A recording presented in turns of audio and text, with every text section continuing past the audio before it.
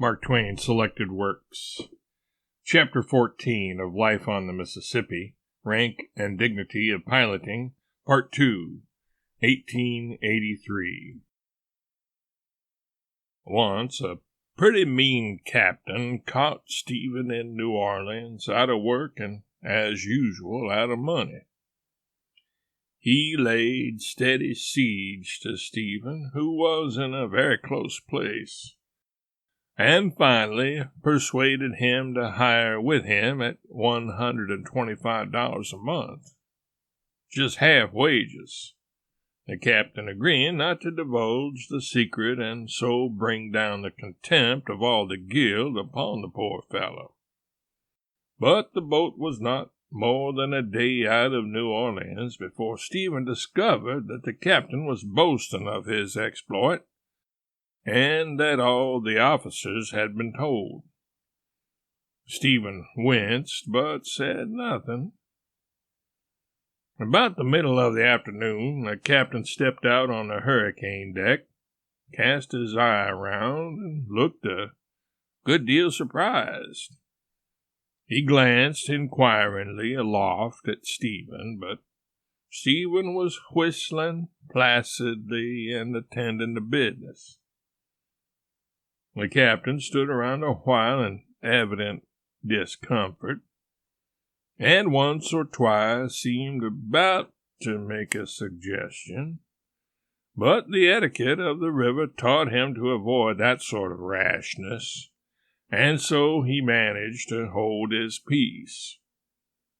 He chafed and puzzled a few minutes longer, then retired to his apartments. But soon he was out again, and apparently more perplexed than ever. Presently he ventured a remark with deference. "Pretty good stage of the river now, ain't it, sir?" "Well, I should say so. Bankful is a pretty liberal stage. Seems to be a good deal of current here." "Good deal? Don't describe it. It's worse than a mule race." "Isn't it easier in toward shore than it is out here in the middle?" "Yes, I reckon it is. But a body can't be too careful with a steamboat. It's pretty safe out here. Can't strike any bottom here, you can depend on that."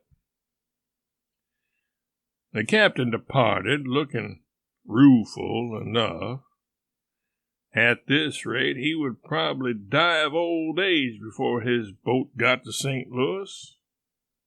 Next day he appeared on deck and again found Stephen faithfully standing up the middle of the river, fighting the whole vast force of the Mississippi, and whistling the same placid tune. This thing was becoming serious.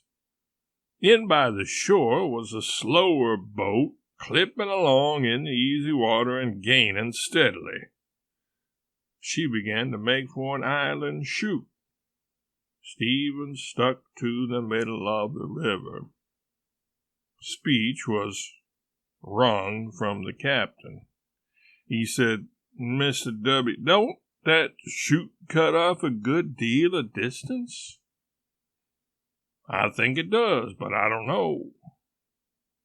"Don't know? Well, isn't there water enough in it now to go through?" "I expect there is, but I'm not certain." "Upon my word, this is odd. Why, those pilots on that boat yonder are going to try it. Do you mean to say that you don't know as much as they do?" "They? Why, they are $250 pilots. But don't you be uneasy. I know as much as any man can afford to know for $125. The captain surrendered. 5 minutes later, Stephen was bowling through the chute and showing the rival boat a $250 pair of heels. Tales.